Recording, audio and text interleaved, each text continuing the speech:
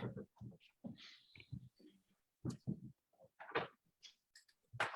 right, well, good evening, everyone, and welcome to our AAC Speaker Series lecture for April.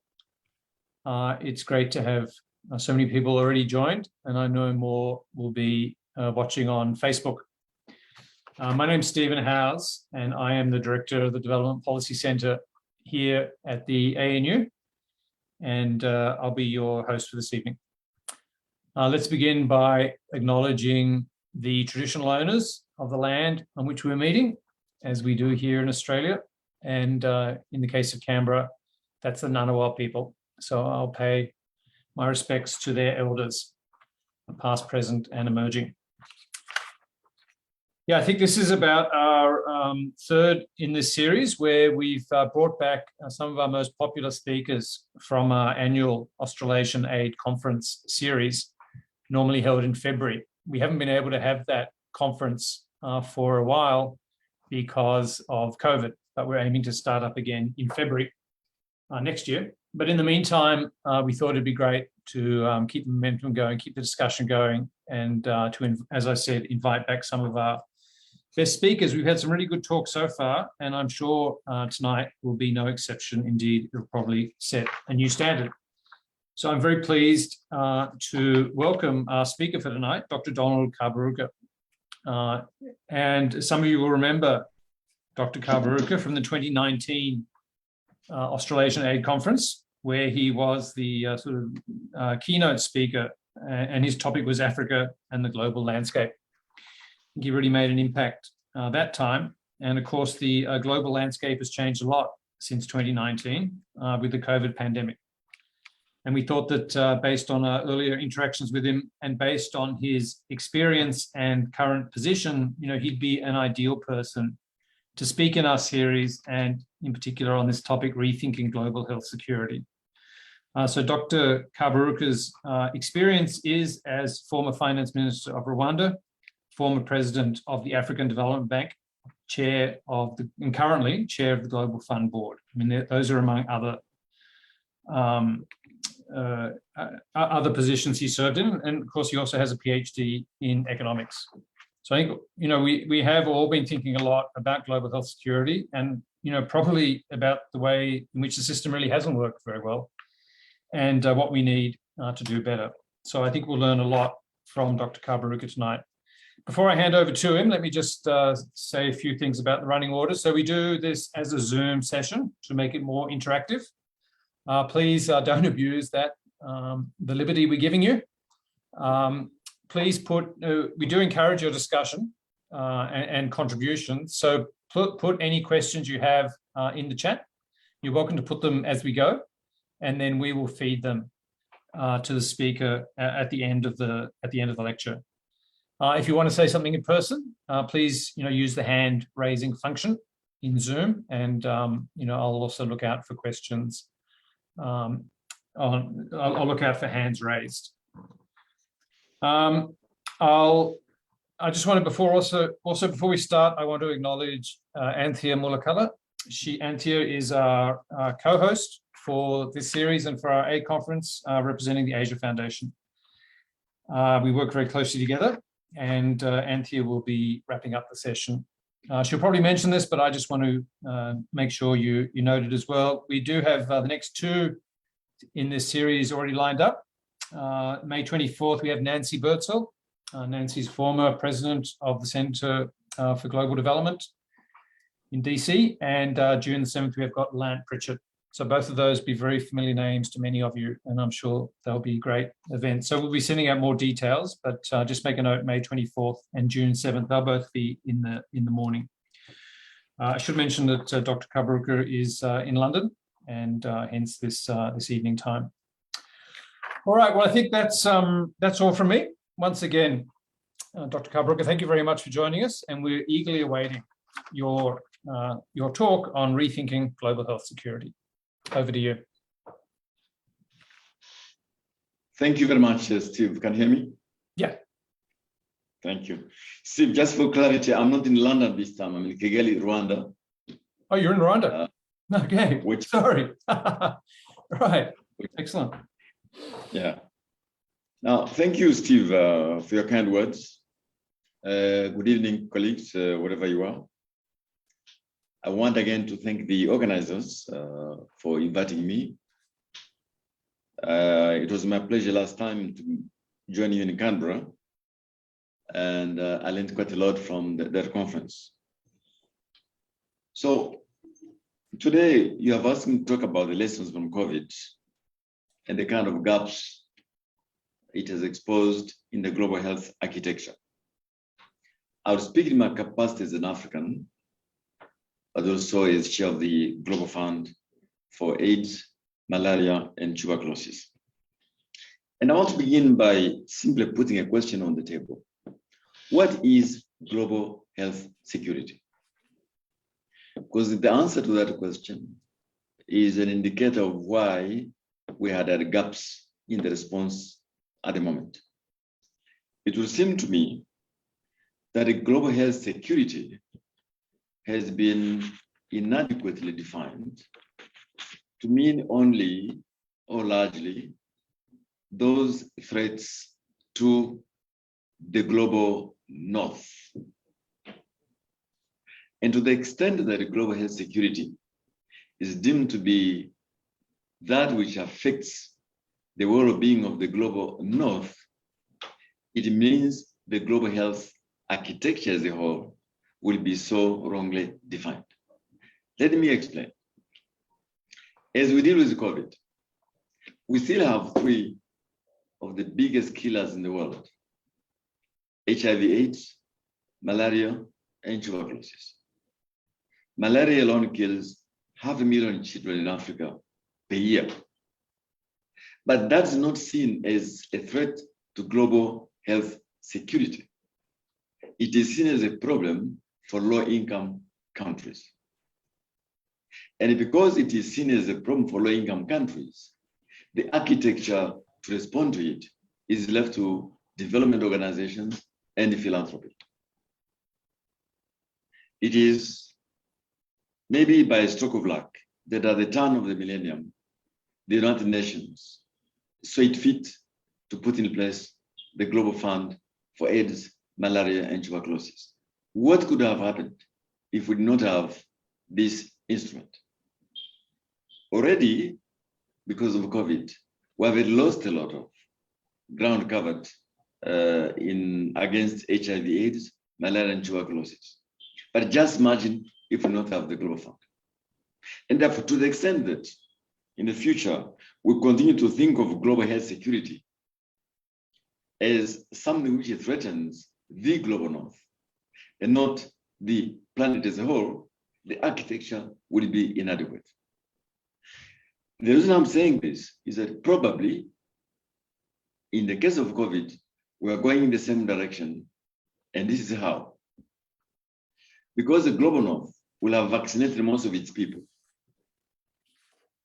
and most of the global south will be inadequately vaccinated, then the COVID suddenly will join HIV/AIDS, malaria, and tuberculosis, not as an epidemic or pandemic, but as an endemic problem in the global south. That is real problem today. And therefore, I want to pose it together. The issues of global health security and the issues of global health equity. Unless they are addressed together, we shall always have an issue with viruses. Because viruses will always be there. Because of demographics, because of competition for resources, because of many other natural factors, scientific elements, we don't know. But when an epidemic becomes a pandemic, it's not about disease, it's about governance. And when a pandemic becomes an endemic, it's not about the virus, it's not about governance, it's about inequality, inequities. That is the straight line. That is the straight line. Viruses will always be with us. They have been since the Middle Ages. maybe earlier. But epidemics become pandemics because of governance. If there's governance, the epidemics are managed. And then pandemics become endemics in some parts of the world because of inequalities. It's as simple as that. I thought I should say this because unless you have clarity about definitions, we'll probably be short on the answers as well. Now, let me also add something which maybe many of us will have thought about. In the last 15 years, we've had two crises. The financial crisis in 2008, and then now the COVID crisis, let alone the security crisis we're living with right now. All those have exposed the gaps I've just mentioned, the inequities I've just mentioned, but also the misalignment of incentives to respond to them. That misalignment of incentives meant that at each crisis, we look for partial solutions. Let me explain. Many of you in this audience probably be younger than I. But in the 70s, were two shocks to the global economic system. With the devaluation of the dollar under the Nixon administration, 1971, and the abandonment of the fixed exchange rates, which played havoc in the financial markets. Then we had the oil crisis, the first energy crisis, because of the embargo on oil from the Middle East. Exactly the kind of situation we're living today because of the Ukraine situation. What happened was that because of the dysfunctionalities of the multilateral response, what happened was the very wealthy countries, the top 7 economies, created an informal arrangement called the G7. That will become G7 plus 1 or G8 to try and bring order in the financial markets and provide a response to the first energy crisis. What happened, those of you who will be my age will remember, was that we created 4 situations in the world. The North looking for energy independence. Many of the European countries began then to look for nuclear solutions and so on. The USA decided to become energy independent by 1980. It took them longer, but they got there eventually. The Middle East suddenly became a hugely surplus, capital surplus area. But most of Latin America and Africa were suffering with deficits and debt. Let alone that many of the European countries also were witnessing stagnation and inflation. But the point is what? Is that the response given was partial. In other words, the very top 7 countries thought to provide an informal solution for their problems. There was no search for a global solution. We are probably going to live through the same thing now because of what's going on in Europe. I hope not. I say this because going forward in 2008, again, during the financial crisis, rather than look for a global solution, another partial solution was put in place. This time not the G7, 8, but the top 20 economies in the world, but where the majority of the people in the world were excluded, including many from my own continent. And so I saw this because, well, to look at the global health security in the light of issues around global health equity and a multilateral system which requires some degree of re-engineering or reinvention. So, but let me go back to answering the question I've been asked today. So why was the multilateral health infrastructure so badly prepared? It was badly prepared because of the issues I've just mentioned. Pandemics are considered a problem for low-income countries. And preparedness as a whole was therefore left for development organizations, philanthropy. And in due course, I've just mentioned, probably these pandemics become endemics. So essentially, the infrastructure was not meant to respond to a global problem. And I suspect we'll be going in the same direction for COVID. So second point, why was the impact so amplified? It was amplified for three reasons. Reason one, the inadequacy of primary health care systems in many countries, incidentally including the global north, surprisingly enough. Second, the inadequacy of social safety nets. And thirdly, protectionism. Let me explain. As we look back today, we found that countries who had robust primary health systems were able to respond better, have vaccinated more people, and are best poised to go forward from COVID. Those who had less robust primary health systems have suffered enormously. And therefore, the first lesson we must all learn from very wealthy countries to poor countries is the primacy of primary healthcare systems. And this does not require a lot of resources. We know from the days of the Almata Declaration, the importance of community health workers, community health insurance, leveraging on technology to make sure that every citizen has access to healthcare at that level. I'm not talking about top range, top hospitals in Canberra. I'm talking about primary healthcare in the villages, in the faubourgs of our countries. So that was the first lesson, primary health care systems. Here in my country, Rwanda, we're not a very rich country, but we're probably now one of the highest rates of vaccination in Africa. We're probably at the range which WHO had indicated at the beginning of the crisis. We're at 60% vaccination. Most of the people here are vaccinated. And in the capital city here, probably everybody who is eligible for vaccination has been vaccinated. But we don't have the resources of some of the other wealthy countries. But the difference is that for over 20 years, the country has invested a lot in primary healthcare systems. The second was the issue of social safety nets. So at the beginning of this crisis, a trade-off had to be made between how do you save lives while preserving livelihoods.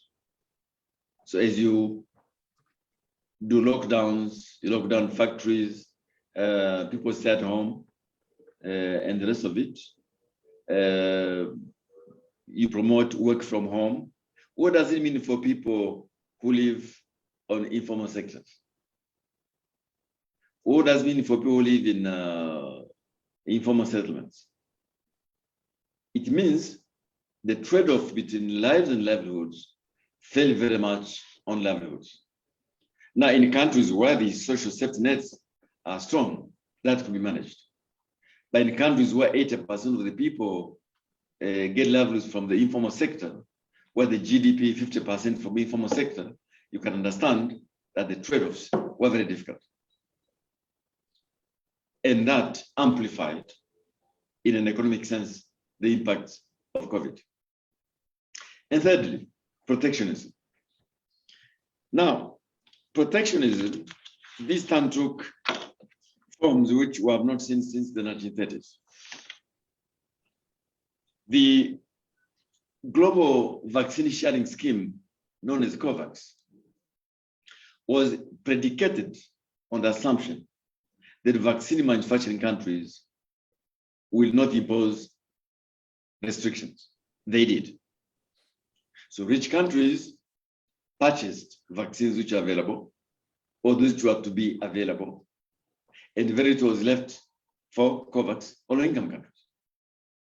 Other manufacturing countries imposed restrictions on exports of vaccines, therapeutics, and diagnostics, totally against the rules of WTO and the understanding we have of the global rules of trade and exchange. My view is that this largely amplified the impact of this pandemic because of the failure again of the multilateral system to provide a solution and incentives for working together. I suspect because of this, in the future now, because of the loss of trust in that system, countries will begin to look for ways of manufacturing their own vaccines, therapeutics, diagnostics, and maybe many other products. And now, the war in Eastern Central Europe has made worse in terms of the global supply chains. The shipping costs are higher, intermediate products are very hard to come by, and you can imagine the combination of protectionism and these security-related concerns, the impact they're having on shipping costs and then on inflation and trust in the system everywhere. So, going forward, what are the key elements to consider? Number one is the path of this virus. No one knows what will happen. We're going from Delta to Omicron. What is coming next? We don't know. Viruses will always mutate. It means that our ability to anticipate what will happen, hopefully we'll have learned the lessons. But for now, I fear not. The second will be the rate of vaccination. In many countries in Africa, vaccination is still less than 12%. And thirdly, will be the ability of countries to restore the economic buffers, which are already weakened by the crisis of 2008. And therefore, I do believe that if you combine what happened to the virus, vaccination, and economic buffers, this is what will enable us to move forward. My fear, though, is that the crisis now in Europe and the impact on the commodity markets, the financial markets, is probably going to deepen global poverty and the global disease burden as a whole. We obviously need something on the multilateral side to be able to overcome this. There have been a long discussion in which I've been involved on the issues of how we enable countries in the global south to provide the stimulus packages needed to respond to these multiple shocks. And the conversation has focused mainly on the special drawing rights. After the global financial crisis in 2008, a decision was taken then to increase the special drawing rights from about $23 billion equivalent to almost $250 billion equivalent, 10 times, and it worked. This time around, an equally bold decision has been taken. We are now close to $600 billion equivalent, but a lot of that has gone to rich countries who don't need the special drawing rights. Here in Africa, out of the $600 billion equivalent, we have received on about $33 billion equivalent, a drop in the ocean compared to what is needed. There have been proposals on the table to reallocate at the minimum $100 billion equivalent from G20 members who don't need it to countries who need this dollars. That would have provided the wherewithal for countries to build the economic buffers and to prepare for the shocks. That conversation is not advancing fast enough because of doctrinal reasons, a legal, technical conversation. I hope and expect that we can advance on this conversation, but that is one thing which can provide quickly that means to enable the global south and the global north to recover together. They call it building back together. That is one thing which could have been possible. But I fear that as the crisis now in Central Europe deepens, I think you are going to see European countries probably now focusing more their attention on issues of energy independence, rightly so. We're probably going to see a lot of attention on issues of rearmament as countries increase their defense spending. You're probably going to see attention to issues around the refugees and internally displaced people in Europe, as it should be. And then probably issues around the reconstruction of Ukraine. Those are the right things to focus on. But I'm only saying that it will probably diminish the attention to the issues we are discussing right now, like global health security, both in the global north and in the global south. Under the Global Fund, again, which has played a big role in the 20 years to address these existing pandemics, we continue to do our best to save millions of lives, to help build primary healthcare systems, to contribute to universal health coverage, and as we did recently, to contribute to the COVID response. The Global Fund is a vehicle on which we can build for the future. I think humanity has an instrument which can provide us some of these shock absorbers in the system, and the Global Fund is one of them.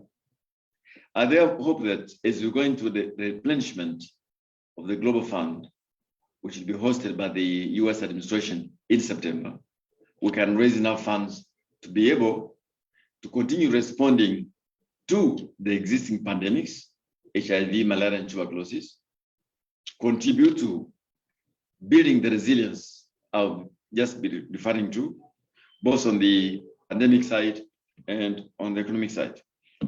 My friends, I want to end by saying that many people have said that we might back to 1945 or 1918.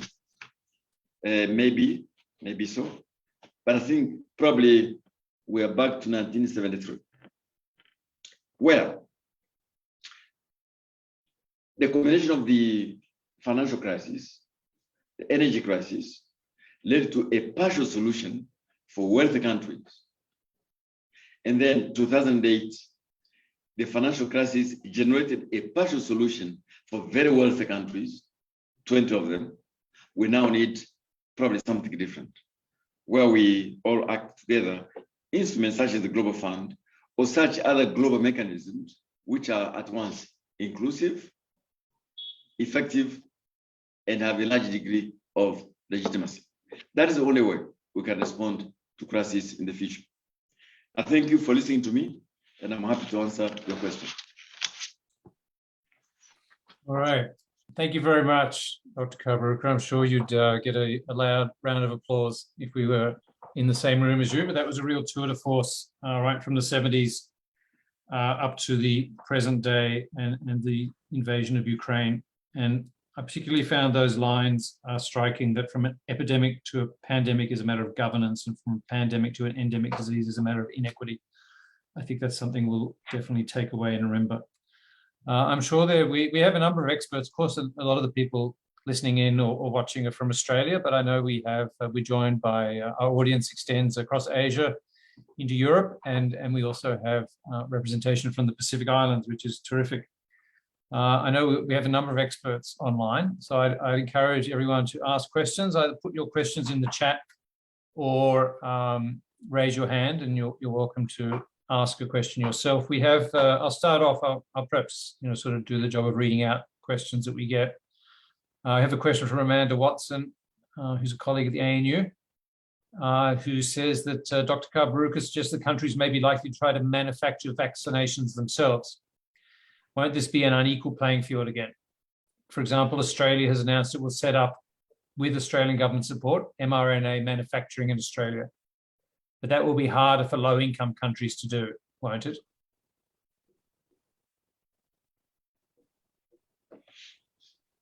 Stephen, you want to answer, me to answer now or to wait for the question? I think let's take that question from Amanda. Yeah, on this suggestion, you said countries are likely to move into manufacturing vaccines because of their distrust I mean, do you think is that something you'd support? Stephen, it's not something I support. It is inevitable. It's inevitable because of what has happened in this crisis. I was part of the African vaccine acquisition team set up by the African Union. We struggled to get vaccines.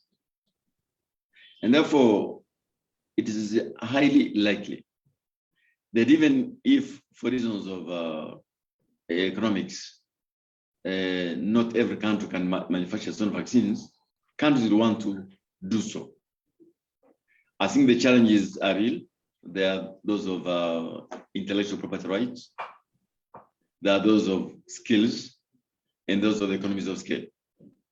But with the mRNA technology, providing possibility of making not simply COVID vaccines, but many other products, I suspect many countries want to do so. And the conversation going on now on intellectual property rights, on transfer of technology, on skills development are very slow, too slow for many of our liking. But people are looking for intermediate solutions in between. Yes, it will be another form of inequality, and we'll have to work on this together. Okay. Can I invite any others to ask a question? I mean, I might, just while we're waiting, and I might ask a question myself. I mean, that was very interesting what you said about Rwanda getting to 60% vaccination and higher levels in the capital. I mean, I think a lot of people are interested in hearing about how you've done that, and especially, you know, how you've overcome vaccine hesitancy, which has been a problem in many countries, both in the north and in the south. So, Steve, let me say this. I think for us in Africa, I don't know how it has been in Asia and the Pacific. There is some degree of vaccine hesitancy, that is true, but that has not been the main problem. The main problem has been lack of access to vaccines. Lack of access to vaccines from the viewpoint of the global vaccine sharing scheme, also from the viewpoint of protectionism and the fact that rich countries had pre-purchased most of the vaccines. And therefore, in some countries, vaccines which were available would arrive very late, very close to the expiry dates. And if the vaccines arrive close to the expiry dates, in countries who have weak primary healthcare system, weak delivery systems, you understand that that does nothing to improve on vaccine hesitancy. It actually promotes, encourages vaccine hesitancy. So from where I sit on the African continent, I want to link vaccine hesitancy to the failure of the global system to provide equal access at the right time to the vaccines. Now, here in Rwanda, the way it has happened is very straightforward. Over the last 20 years, the country built quite robust primary healthcare system to deal with the pre-existing pandemics, HIV/AIDS, malaria, tuberculosis, and the vaccination programs have been going for quite a long time, mainly through some of the elements I've mentioned: community health care workers at every village, leveraging simple technologies, and then simple forms of community health insurance. So it was quite easy for our country to roll out the vaccines using pre-existing structures, including some of which were helped by the Global Fund for AIDS, malaria, and tuberculosis. I wish this happened in other countries, but as I did mention, I think the level of development of primary healthcare has been so variable, and we can see a link now between the ability to deploy vaccines or other such products during an emergency.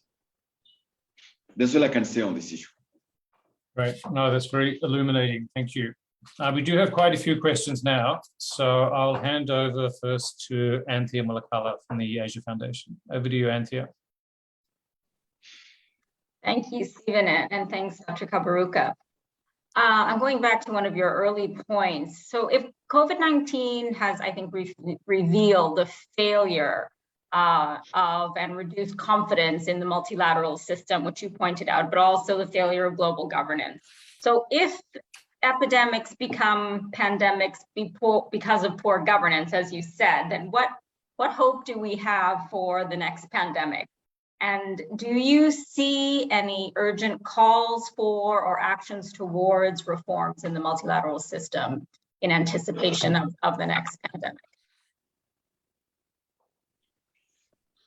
Thank you for that question. Now, we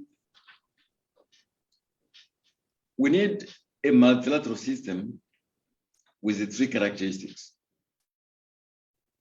It has to be inclusive, it has to be effective, it must have a very high degree of legitimacy. I think maybe comparison is not reason in the same French, but let me simply point out that at every crisis in the last 100 years, the world has come up with some kind of multilateral solutions. World War I gave us the League of Nations, but the League of Nations in a few years showed its limitations.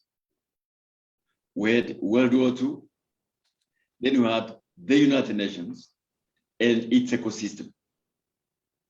Bretton Woods institutions, general agreements on tariffs and trade, and the other instruments provided by the UN cover.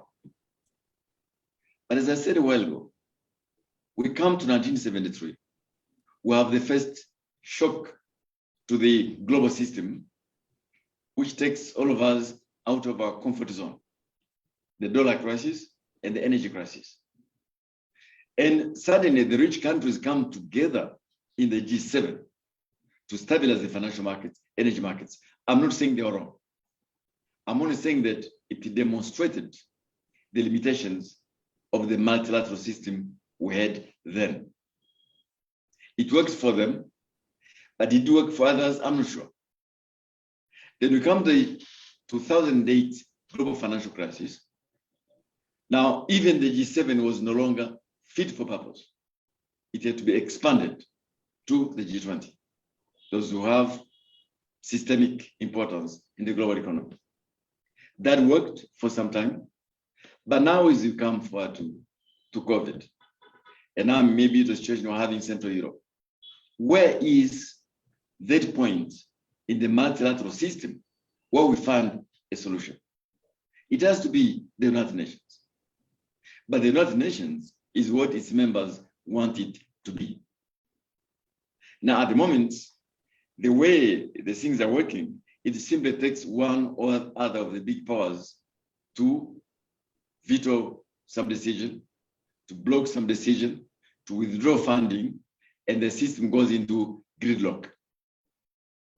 I fear that for things like COVID, which has demonstrated they were all in this together, maybe the lessons have not yet been learned sufficiently. That partial solutions of the like we've had in the G7, G8, G20 are not working. We need to come together and put in place a system of preparedness which is inclusive, which is effective. I know there are many conversations going on around at this point in terms of what can be done to prepare for future pandemics. There have been an independent panel. There have been a lot of expert work done. I hope those recommendations are put in place, including strengthening the World Health Organization, maybe putting in place a funding mechanism where I hope the Global Fund for AIDS and tuberculosis could play a role. So I hope those conversations deliver. But for the moment, I think the attention probably will be on the issues going on at the moment in Europe. And to the extent that we don't have enough bandwidth to focus on these global issues, probably we might be as badly prepared for the future pandemic as we are now. Yeah, we're certainly dealing with multiple crises. We've got several more questions, so I'm going to press on. Before we go to Adam, we've got a question from our Facebook live stream. We've got a number of people watching on Facebook. So the question there is the African Development Bank working? So we're back to vaccine manufacturing. And is the African Development Bank working to increase vaccine manufacturing capacity in the region? What are the major barriers, including regulatory? And to what extent can external donors support this? Or is it going to be a matter of indigenous, I guess, or national funding?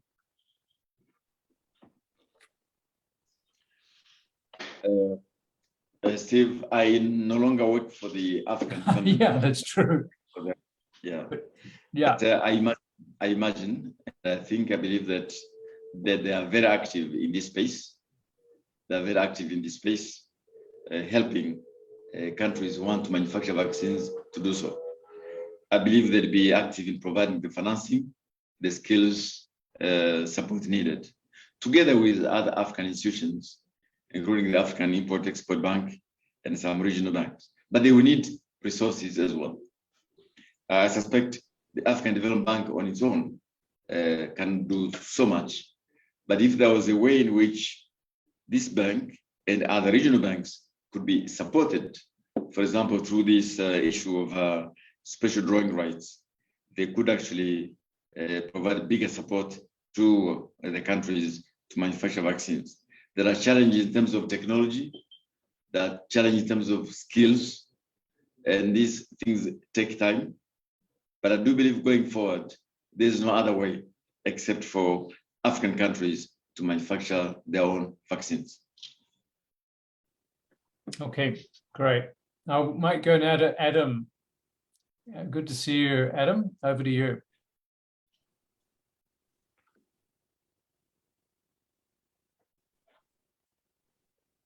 I'm not sure if you're on mute. We can't hear you. Are you there, Adam? Or maybe pop your question in the chat. Oh, are you there? All right, well, maybe I'll just go on to another question and see if we can hear a bit later from Adam. The next question's from Lisa Natoli, which is about the communities. So health systems are important, but what about the critical role of communities? The importance of investing in community epidemic preparedness and response is often overshadowed by the call to invest in health systems. How can we better advocate for the community side of the equation? Absolutely vital, absolutely vital. In fact, during the COVID crisis, we have found that in societies where communities were stronger, were given a bigger role, the trade-off, or if there is one, if I can have a trade-off between saving lives, saving livelihoods, worked much better. Communities work together to help each other, to overcome vaccine hesitancy, to support families who have less means, and to ensure that they complement the action of governments, municipalities, local councils, and so on. So absolutely, I think going forward, one of the elements of resilience to future pandemics will be to encourage what I can call subsidiarity. Let us do what we can do best at the lowest level possible, at the level of households, communities, local councils, municipalities, and so on. And I believe that there'll be many lessons to learn from how communities have coped, especially on the issue of social safety nets and social support during this crisis. So yes, they'll play a big role. Great.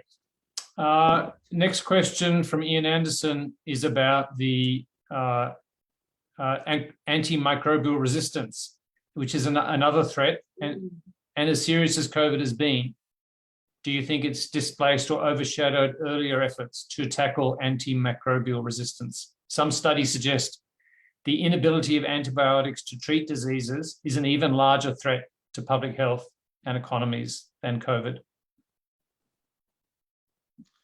So, Steve, in terms of the 10 most important problems in global health at the moment, antimicrobial resistance is one of them, for sure.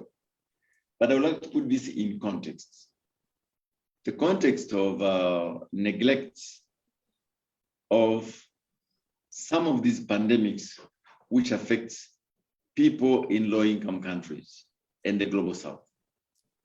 I mentioned as we began this conversation that while COVID has been a threat globally, we still have existing pandemics like tuberculosis, malaria, and HIV/AIDS, which should receive equal attention.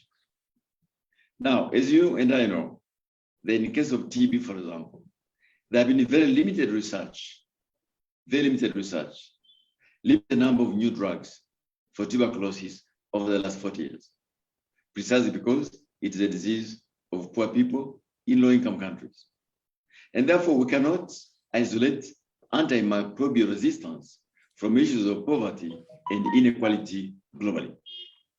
But I do agree that this is an issue which, hopefully, because of this crisis, we now receive great attention in the future. Okay, terrific. I know we're running out of time, but we've got a few more questions. We're actually joined by Transform Akora from Solomon Islands. Welcome, Transform. His question is about the new global system, which you've said should be inclusive. Should it include non-state actors to be more effective? Stephen, I'm not sure that I can answer this question because yeah, we're peppering you. I'm not sure I can answer this question. Look, the multilateral system as we have known it is between states. It has been so since the time of the Congress of Vienna. And I believe it will continue to be so. It will be a constellation of states, of how states want to relate to each other. Now, within every state, there will be many actors, but at the end of the day, we have to be realistic to accept the fact that the strong multilateral system will have elements of what you can call multilateralism, what you can call plurilateralism, and maybe a lot of elements of regionalism, i.e., it will act at country level, regional level, continental level, and global level. Now, where non-state actors come into this, obviously will be something to be handled, again, probably at national level. I don't see non-state actors being the key element of the new multilateral order. I expect them to be a fundamental element at the base in terms of what happens in every country. But Steve, this is not a question for me to answer. I will leave this to experts who are more knowledgeable than I on issues of global governance. Yeah, I guess the Global Fund's an interesting example of a sort of mixed state, non-state. And actually, the next, you mentioned the Global Fund replenishment, and we have a question from Ben asking about that 7th replenishment and putting you on the spot about Australia. What kind of contribution is the Global Fund hoping to get from Australia? Thank you, Steve. First of all, I want to express my appreciation to the work of the government and people of Australia for what they have done over many, many years to support the Global Fund. Australia has been a big supporter at different levels, and I expect them to continue to do so in the future. I think it is in the interest of all of us to ensure the successful replenishment of the Global Fund this time around. We're looking for $18 billion, but what actually is needed globally to defeat the 3 diseases by 2030 is much bigger than that. The Global Fund, though, is the anchor. It is the glue in the system. between what countries themselves do, what communities do, what the private sector does. But the Global Fund comes in between as a glue. And the reputation, the record, the track record of the Global Fund over the last 20 years, including thanks to the support of countries like Australia, has demonstrated that it is a vehicle which is worth of support. And we shall be working with our colleagues in Australia to ensure that we can demonstrate what we have achieved together, what we can achieve going forward, and hoping that this time round, Australia can increase its contribution to the Global Fund. Yep, I think many people would agree with you. I think Adam's back. I want to just give Adam Kamrat-Scott's one of, or perhaps Australia's leading expert on global health security. So if you've got your connection working this time, Adam, over to you, perhaps for the last question. Hopefully you can hear me. Yeah, all good. Excellent. Okay, sorry about that. That's quite the introduction, Stephen. I'm not quite sure that I would claim that title, but thank you. Look, I also apologise. Also a former speaker at our conference. Yeah, I apologise for not having my video on. But Dr. Kaberuka, I just wanted to really sort of pick up on your points about the multilateral system. And I think I agree with pretty much all of the points that you've raised. But just to play devil's advocate, I'd like to push you a little bit further as to what you would like to see happen, and particularly what role and responsibilities that low and middle income countries have with the new multilateral system. And just to take a very quick moment, back in 2010, I interviewed a very prominent minister in a neighbouring country to Australia, who we were talking about the pandemic flu influenza arrangements. And the observation that was made was that, well, we don't need to invest in this because it's actually, our people are very strong when it comes, they get flu a couple of times a year. And it's actually you Westerners that have weak immune systems. We get it and we recover very quickly. And it just sort of spoke to, I guess, different perceptions about what was needed from health system strengthening capacity. So I just wanted to push you a little bit more on like what sort of inclusive, effective and legitimate system you would like to see happen. Thanks. Thank you. Thank you for that question. I do want to go back to what I said at the beginning about positing global health security alongside global health equity. Any architecture which falls short of addressing this dual problem simultaneously will not work. So for me, the starting point is put global health security and the global health equity side by side, and then look around the existing architecture from the World Health Organization to many other institutions which handle these issues together. But let me tell you this from the African perspective. Given the crisis we faced at the level of the African Union, what was decided to do was to say, look, we can no longer trust fully into the global health architecture to provide a solution, the solidarity needed in terms of crisis. So we need to build from the bottom. And so the African Union established 3 institutions, which have done excellently. One was the African Center for Disease Control and Prevention, which truly has been an exemplar in this crisis, an exemplar, recognized worldwide. We intend to reinforce the African Center for Disease Control and Prevention. Second, the African Medicine Agency for regulatory matters. And then the African Platform for Acquisition of Products. And then finally, of course, manufacturing. I suspect, because of what had happened, there'll be a lot of conversation on what can be done at the multilateral level, but I think there'll be a lot of discussion on regionalism. What can be done at different levels in different regions, not to substitute for multilateral action we need, but to take care of the potential gap, misalignment, and lack of incentives for multilateral action.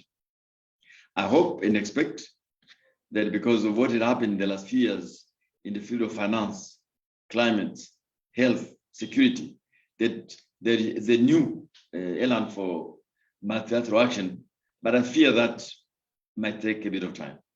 And because of that, I think we're going to see probably a lot of initiatives at the plurilateral level and at regional level.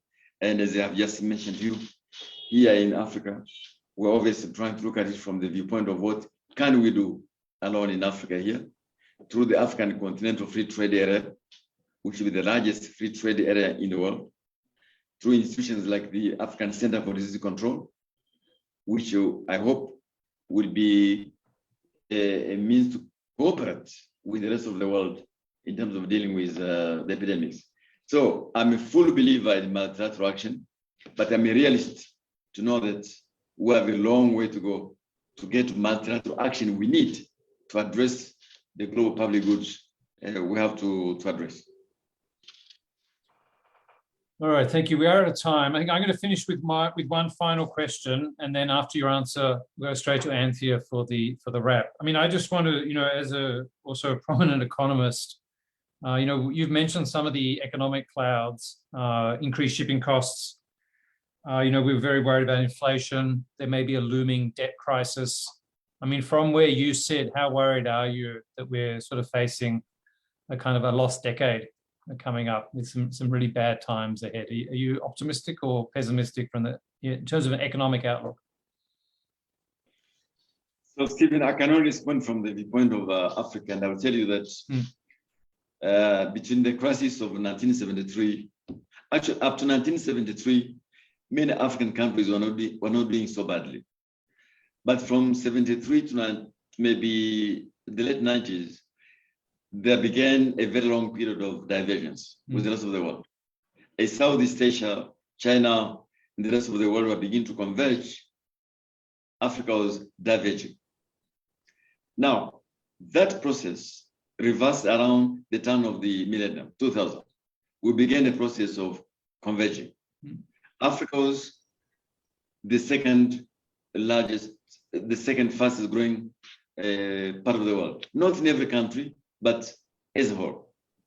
What has happened now because of COVID, and now because of the disruptions in the global system, I fear that we may be getting a second period of divergence, or rather slow convergence. I hope I'm wrong, but that is my reading at this point in time. Thank you. That's a sobering note on which to end. I'll hand over to Anthea to close proceedings. Thank you, Anthea. Thank you, Stephen, and thank you so much, Dr. Kaberuka. I think we all leave in a bit of a somber tone after listening to both the rich lessons and the sober reflections that you offered on the last 2 years and the impacts of COVID on global health security.